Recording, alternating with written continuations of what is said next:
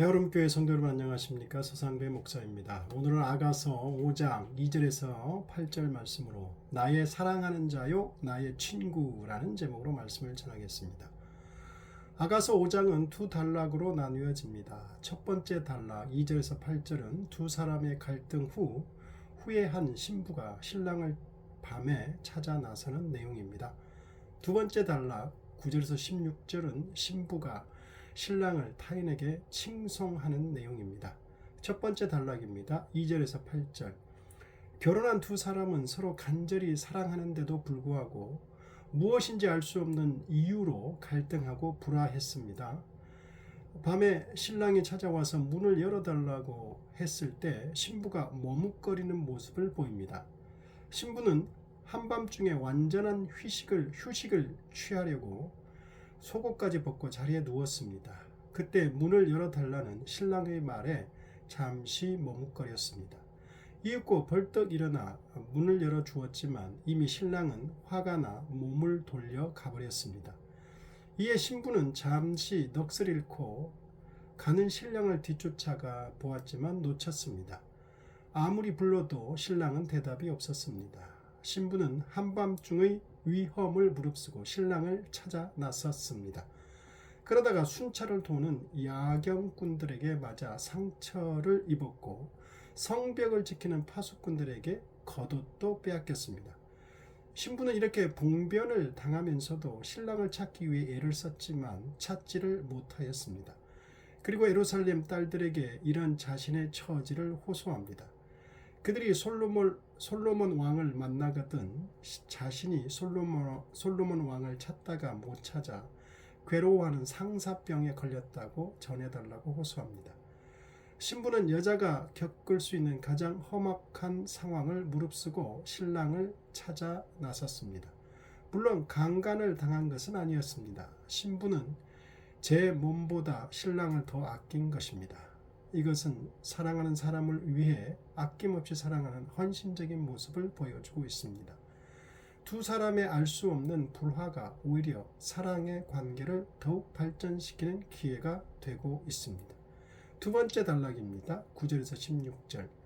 사랑하는 사람을 찾기 위해 한밤중에 예루살렘 거리를 다녔던 노력이 실패하자 그녀는 예루살렘 딸들에게 도와달라고 간청합니다. 신부의 부탁을 받은 예루살렘 딸들은 솔로몬 왕의 어떤 면이 다른 사람과 구별되는가를 신부에게 물어봅니다. 그녀들의 질문은 사랑하는 신랑을 칭송하는 기회를 제공했습니다. 이에 신부는 신랑의 외모를 구체적으로 묘사하며 극찬합니다. 먼저 솔로몬 왕의 피부가 햇볕에 그을리지 않아 귀족적인 풍모를 지니고 있고 혈색이 젊은이처럼 건강하고 힘이 넘친다고 합니다. 그리고 솔로몬 왕이 용모나 지혜 면에서 걸출하다고 칭찬합니다. 그의 머리는 불순물이 없는 금과 같으며 그의 머리카락은 까마귀의 깃털처럼 까맣다고 합니다. 이는 솔로몬 왕이 황금으로 된 왕관을 쓰고 있는 모습을 언급한 것으로 보이며 솔로몬 왕의 머리털이 생동감 있고 젊음이 넘침을 의미합니다. 그의 눈은 시냇가의 비둘기 같다고 하는데 이는 눈의 맑음과 순결한 아름다움을 의미하는 말입니다. 그의 눈이 젖으로 씻은 듯하다는 것은 눈 흰자위가 티 없이 흰 것을 말하는 듯합니다. 그의 눈의 맑고 순결함, 아름다움을 더 강조하는 표현입니다. 이렇게 맑고 순결한 눈이 마치 보석을 잘 박은 것처럼 아름답다고 합니다. 그의 뺨은 향기로운 꽃밭 같고 향기로운 풀 언덕과도 같다고 합니다.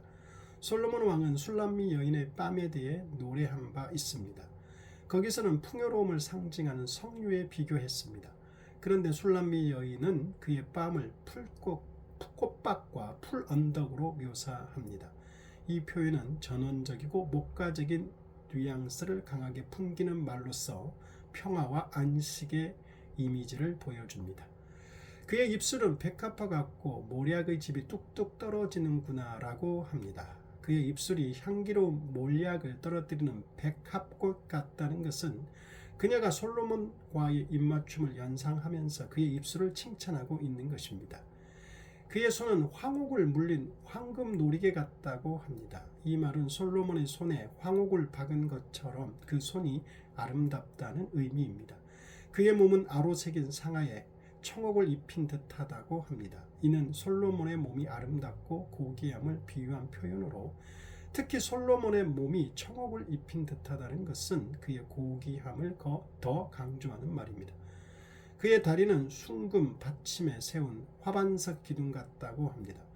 화반석은 대리석으로 결이 곱고 아름다워서 고급 건축 재료로 잘 쓰이는데 바사의 궁전이나 솔로몬 성전 등에도 쓰였습니다.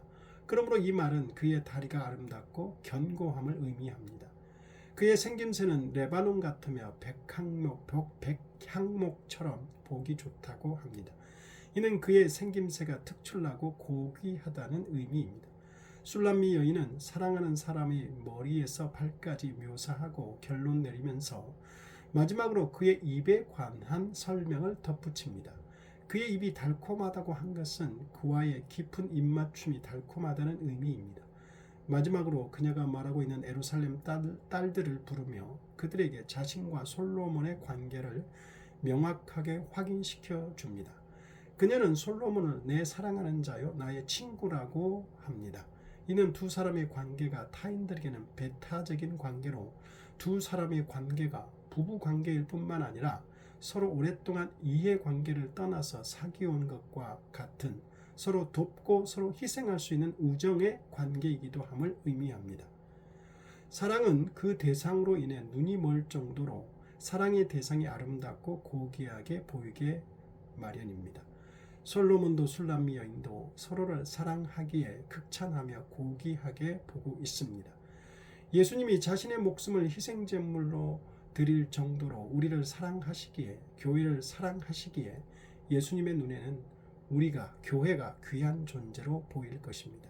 우리 또한 그런 예수님을 그렇게 사랑하기에 주님으로 영접하여 가장 고귀한 분으로 섬기고 있습니다. 이런 아름다운 사랑의 관계가 주님과 우리의 관계임을 다시 한번 상기해 봅니다. 기도하겠습니다. 하나님 아버지,